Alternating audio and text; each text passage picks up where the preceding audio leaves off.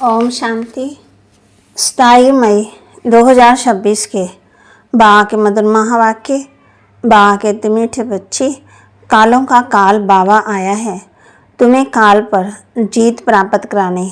मनमना भाव के मंत्र से ही तुम काल पर जीत पाएंगे। कालों का काल बाबा आया है तुम्हें काल पर जीत प्राप्त कराने। मनमना भाव के मंत्र से ही तुम काल पर जीत पाएंगे। प्रश्न रूहानी बाप, तुम रूहानी यात्रियों को कौन सी एक विशेष शिक्षा देते हैं? रूहानी बाप, तुम रूहानी यात्रियों को कौन सी एक विशेष शिक्षा देते हैं? बाबा कहते, हे रूहानी यात्री, तुम देह अभिमान छोड़ देही अभिमानी बनो। रावण ने आधा कल्प से तुम्हें देह अभिमानी बनाया है, अब आत्म अभिमानी बनो। ये रूहानी ज्ञान सुप्रीम रूह ही तुम्हें देता है और कोई दे नहीं सकता है। गीत ओम नमो शिवाय।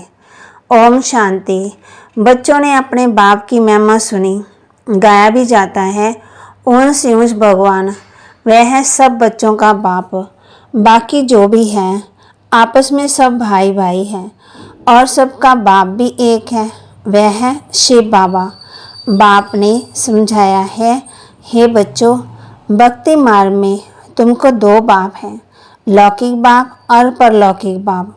रचयिता से रचना को वर्षा मिलता है, वह है हद का वर्षा और ये है बेहद का वर्षा। बेहद का बाप तो एक ही है जिससे बेहद का वर्षा मिलता है, वह है निराकार। उसका नाम है परमपिता परमात्मा शिव। कहते भी हैं शिव परमात्मा नमे, वह है ऊंच से ऊंच। तुम्हारी बुद्धि चली जाती है निराकार बाप की तरफ, वह रहते हैं परम धाम में। यहाँ से तुम आत्माएं आती हो, बाप भी वहाँ ही रहते हैं, वह है ही सर्व का सदगति करने वाला। उसमें भी भारत परमपिता परमात्मा का बर्थ प्लेस है। शिव जयंती भी यहाँ ही मनाते हैं। उस रूहानी बाप को ही ज्ञान का सागर, पतित पावन, लिबरेटर, गाइड कहा जाता है। वही दुख हरता सुख करता है, ये भारतवासी जानते हैं। ये दुख धाम है, भारतीय सुख धाम था। बाप बच्चों को बैठ समझाते हैं, हे भारतवासी, तुम विश्व के मालिक थे, जबकि तुम्हारा आदि सनातन देवी देवता धर्म था। देवी देवता धर्म श्रेष्ठ, कर्म श्रेष्ठ थे। अब ये धर्म भ्रष्ट, कर्म भ्रष्ट बन गए हैं, अपने को पावन देवता कहला नहीं सकते। तबाह कहते कर्म भ्रष्ट कर धर्म भ्रष्ट बन गए हैं, अपने को पावन देवता कहला नहीं सकते। कलयुग अंत तक भक्ति मार्ग चलता है, इसमें ज्ञान होता नहीं, ज्ञान से होती है सदगति। सदगति दाता बाप जब तक ना आए तब तक सदगति हो न सके। बाप कहते हैं, मैं कल्प के संगम युग पर आता हूँ। इस समय है ही पति दुनिया, पावन एक भी होता नहीं। बड़े सन्यासी पवित्र बनते हैं, परंतु फिर भी उनको जन्म तो यहाँ ही लेना है, वापस जाने का नहीं है। जन्म तो लेना पड़े, जब तक पूरा होता चक्कर तब ही बाप आकर ले जाते। इनको कहा जाता है रूहानी ज्ञान, सुप्रीम रूह रूहानी ज्ञान देते हैं। सुप्रीम रूह ही ज्ञान का सागर, पतित पावन। बाकी शास्त्रों का ज्ञान है भक्ति मार्ग। बाप कहते हैं, जप तप यज्ञ तप तीर्थ आदि करते और ही नीचे गिरते आए। तुम पहले सतो प्रधान थे, भारत में प्योरिटी थी तो सुख शांति थी, हेल्थ वेल्थ दोनों थे। आज से 5000 वर्ष पहले की बात है, ये भारत स्वर्ग था। उस समय और कोई धर्म नहीं था, सिर्फ एक ही आदि सनातन देवी देवता धर्म था जो परमपिता परमात्मा ने स्थापन किया। स्वर्ग की स्थापना तो वही करेंगे, मनुष्य तो कर न सके। ऐसे तो नहीं कहेंगे कि श्री कृष्ण रचयिता है, नहीं, रचयिता एक निराकार शिव है, बाकी है उनकी रचना। रचयिता से ही रचना को वर्षा मिलता है।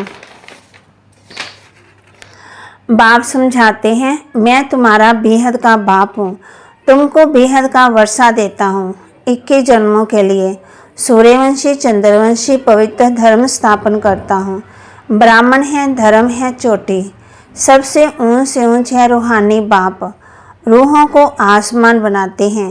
बाप ज्ञान का सागर, सुख का सागर, तो तुमको भी बनाते।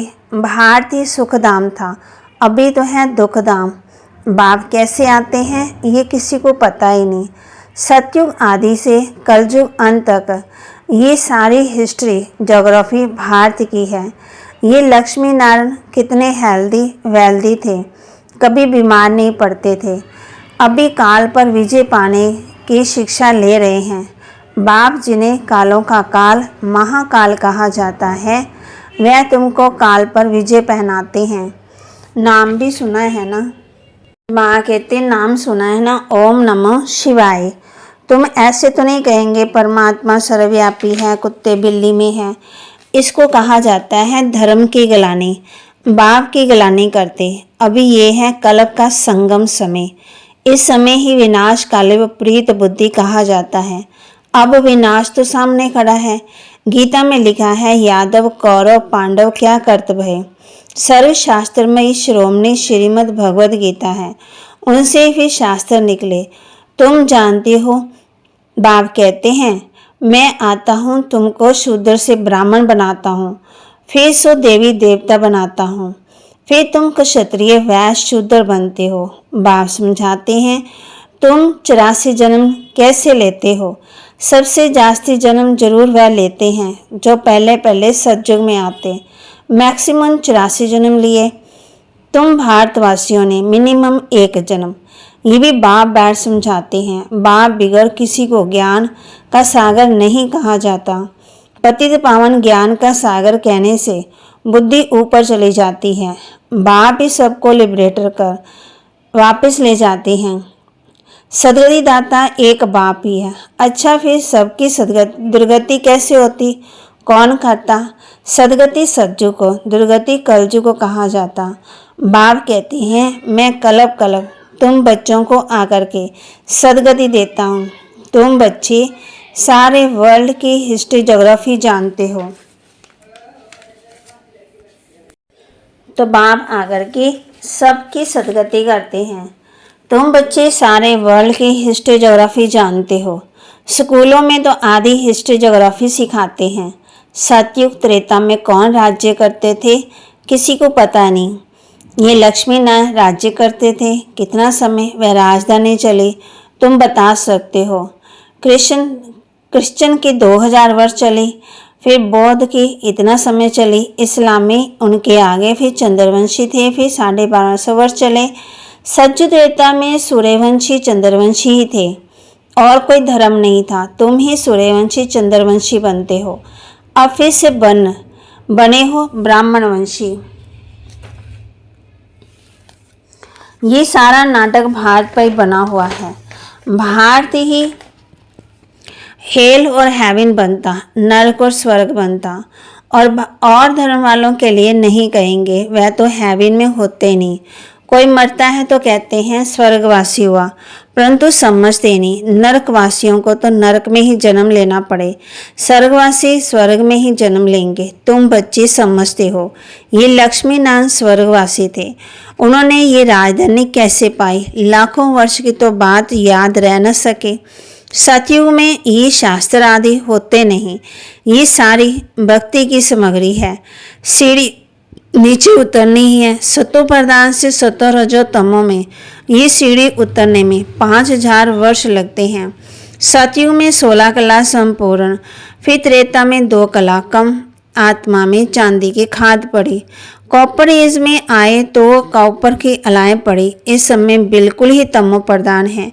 आत्मा में खाद पड़ते तुम पूरे ही 84 जन्म लेते हो। ये रूहानी बाप शिव बाबा आकर के रूहानी बच्चों को समझाते हैं तुमको अब आत्म अभिमानी बनना है। रावण की प्रवेशता होने से सब देह अभिमानी बन जाते हैं। अब अपने को आत्मा समझना है। हम ही 84 जन्म ले बिन बिन पाठ बजाते आए।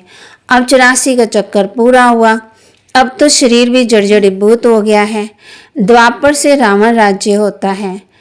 सतयुग में है राम राज्य। सतयुग में तुम आत्म अभिमानी थे, द्वापर कलयुग में तुम देह अभिमानी बन जाते हो, ना आत्मा को ना परमात्मा को जानते हो। बाप समझाते हैं आत्मा एक स्टार है, भ्रुकुटी के बीच में चमकता है अजब तारा। उनको सिवाय दिव्य दृष्टि से देखा नहीं जा सकता, वह बिल्कुल ही सूक्ष्म है। आत्मा ही एक शरीर छोड़ दूसरा लेती। हम आत्मा ने 84 जन्म लिए हैं। परम पिता परमात्मा भी बिंदी है, उनको ही ज्ञान का सागर पतित पावन नॉलेजफुल कहा जाता है। परम पिता परम आत्मा में सृष्टि के आदि मध्यंत का ज्ञान है। बीज रूप होने के कारण उनको सत चित आनंद स्वरूप कहा जाता है। बाप में जो ज्ञान है वह जरूर सुनाना पड़े। ये है स्पिरिचुअल नॉलेज। सब रूहों का बाप आकर के रूहों को पढ़ाते हैं। तुमको आत्म अभिमानी बनना है। शिव बाबा हमको पढ़ाते हैं, वही नॉलेजफुल है। बाबा ही आकर के तुमको आत्म अभिमानी, बाबा ही आकर के स्वर्ग की रचना रचते तुमको स्वर्ग का लायक बनाते हैं। शिव बाबा हमको पढ़ाते हैं, वही नॉलेजफुल है। सब रूहों का बाप आकर के रूहों को पढ़ाते हैं। ये सृष्टि चक्र का राज कोई मनुष्य नहीं जानते। बाप को ही ना जानने का भारत का ये हाल हुआ है। भारत में प्योरिटी थी, सुख शांति थी, अभी तो है ही नरक। फिर कोई स्वर्ग में जा कैसे सकते हैं? बिल्कुल ही पत्थर बुद्धि हो गए हैं। बाप कहते हैं बच्चों के लिए कोई तो सौगात ले आऊँगा ना, तुमको स्वर्ग का मालिक बनाता हूँ। जिन्होंने कल पहले वर्षा लिया वही अब लेंगे। मनुष्य देवता बनेंगे। वास्तव में प्रजापिता ब्रह्मा के तो सब बच्चे हैं। अब ब्रह्मा द्वारा शिव बाबा रचना रच रहे हैं। ब्रह्मा कुमार कुमारी बनते जाते हैं। शिव बाबा से वर्षा लेने के लिए पुरुषार्थ करना है। तमो प्रधान से सतो प्रधान बनना है। बाप कहते हैं बच्चों मुझे याद करो तो तुम्हारे सब विकार विनाश होंगे। ये स्पिरिचुअल नॉलेज सिवाय बाप के और कोई दे नहीं सकता। रूहानी बाप भी रूहों को नॉलेज देते हैं। तुम रूहानी यात्रा करते हो, देह अभिमान को छोड़ देही अभिमानी बनते हो। आत्मा अविनाशी है, आत्मा में ही पाठ भरा हुआ है। आत्मा कैसे 84 जन्मों का पाठ बजाते? अब मालूम पड़ा है हम सूर्यवंशी थे, फिर चंद्रवंशी बने, फिर हमको सूर्यवंशी बनना है। अभी बाप सतो प्रधान बनने की शिक्षा देते हैं। माँ में कम याद करो। भगवान आवाज गीता का भगवान शिव बाबा है, ना कि श्री कृष्ण। श्री कृष्ण की आत्मा अब सीख रही है। अच्छा, मीठे मीठे सिक्के लदे बच्चों प्रति माता पिता बाप दादा का याद प्यार और गुड मॉर्निंग। रूहानी बाप की रूहानी बच्चों को नमस्ते। रूहानी बच्चों की रूहानी बाप दादा को दिलवा जान सिकवा प्रेम से नमस्ते। धारणा के लिए मुख्य सार। धारणा के लिए मुख्य सार रूहानी यात्रा करनी और करानी है। स्वयं को सतो प्रधान बनाने के लिए एक बाप को याद करना है। आत्माभिमानी बनने का पूरा पुरुषार्थ करना है। रूहानी यात्रा करनी और करानी है। स्वयं को सतो प्रधान बनाने के लिए एक बाप को याद करना है। आत्माभिमानी बनने का पूरा पुरुषार्थ करना है। काल पर विजय पाने के लिए बाप की शिक्षा को ध्यान पर रखना है। अपने को रूह समझ रूहों को ज्ञान देना है। काल पर विजय पाने के लिए बाप की शिक्षा को ध्यान पर रखना है। अपने को रूह समझ रूहों को ज्ञान देना है। वरदान दे रहे हैं बाबा हम बच्चों को। बाप दादा के कर्तव्य को अपना निशाना बनाने वाले मास्टर मर्यादा पुरुषोत्तम भव। बाप दादा के कर्तव्य को अपना निशाना बनाने वाले मास्टर मर्यादा पुरुषोत्तम भव। कहा जाता है अपनी घोर तो नशा चढ़े। दूसरे की कमाई में कभी भी आंख नहीं जानी चाहिए। दूसरे के नशे को निशाना बनाने की बजाय बाप दादा के गुण और कर्तव्य को निशाना बनाओ। बाप दादा के साथ अधर्म विनाश और सत्य धर्म की स्थापना के कर्तव्य में मददगार बनो। अधर्म विनाश करने वाले अधर्म का कार्य व दैवी मर्यादा को तोड़ने का कार्य कर नहीं सकते। हे मास्टर मर्यादा पुरुषोत्तम होते हैं, वे मास्टर मर्यादा पुरुषोत्तम होते हैं। स्लोगन: नॉलेजफुल बन, व्यर्थ प्रश्नों को स्वाहा कर दो तो समय बच जाएगा। नॉलेजफुल बन, व्यर्थ प्रश्नों को स्वाहा कर दो तो समय बच जाएगा। जगदम्बा जी के अनमोल महावाक्य। जिसका साथी है भगवान, उसको क्या रोकेगा आंधी और तूफान। देखो ये गीत कितना सिद्ध करता है कि आत्मा और परमात्मा दो चीज़ है, ना ईश्वर सर्वव्यापी है, क्योंकि जिसका साथी है ईश्वर, वो हाजिर होते हुए भी फिर भी सृष्टि में इतना दुख क्यों? मनुष्य इतने कंगाल मोहताज क्यों? परमात्मा तो सुख स्वरूप है, तो सर्वव्यापी परमात्मा कहना गोया परमात्मा की इंसल्ट करना। भगवान के हाजिर होते दुनिया सुख स्वरूप होनी चाहिए, वह दुख रूप। फिर परमात्मा को पुकारने की दरकार क्यों?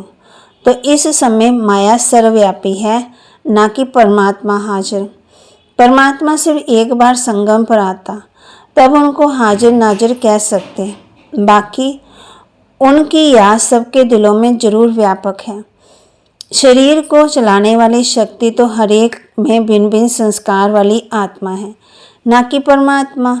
अब विचार करना है कि परमात्मा का साथ क्यों लिया है इस माया के आंधी और तूफान से पार होने के लिए। तो जरूर कोई माया का तूफान है, जिससे पार होने के लिए उस परमात्मा का साथ हम आत्माएं मांगती हैं। अगर वो हाजिर होता तो ना माया की उलझन होती, ना उनका साथ लेने के लिए याद करना पड़ता। तो हम आत्मा और परमात्मा दोनों का इस खेल में पार्ट है। तो अब जब परमात्मा आता है तो उनका पूरा साथ ले उनका हो जाना है, तभी माया के तूफान से छूट पाएंगे। बल वो सबका सुखदाता है, परंतु जो प्रैक्टिकल में उनका सहारा लेते, उन्हें कोई साथ मिलता तो उन बच्चों को एक्स्ट्रा प्राप्ति होती। बल वो दुनिया के अंदर आया हुआ है, परंतु ओहो आचार्यवंती दुनिया इनको ना जानने के कारण इनका साथ नहीं लेती। अगर इनका पूरा साथ पकड़ ले तो मदद लेने में मशहूर। कहते हैं एक कदम तुम आगे बढ़ो तो 10 कदम आगे आएंगे। तो वो संपूर्ण वर्षा देते हैं जिसमें कोई अपूर्णता नहीं है। अच्छा, अव्यक्त इशारे सदा अचल अडोल एक रस स्थिति का अनुभव करो। कोई भी संकल्प आए तो ऊपर देखकर स्वयं निसंकल्प होकर चलते जाओ। विचार देना ही इशारा देना ये दूसरी बात है, हलचल में आना ये दूसरी बात है। तो सदा एक रस संकल्प दिया और निसंकल्प बने। सदा ध्यान रहे कि मुझे कर्म इंद्रियों जीत बनना है। कोई भी एक कर्म इंद्रियों की आकर्षण भी एक बाप का बनने नहीं देगी, एक रस स्थिति में स्थित होने नहीं देगी। तो बाबा के महावाक्य को लाइक करें, शेयर करें, सब्सक्राइब करें और अपने जीवन में जरूर धारण भी करें। ओम शांति।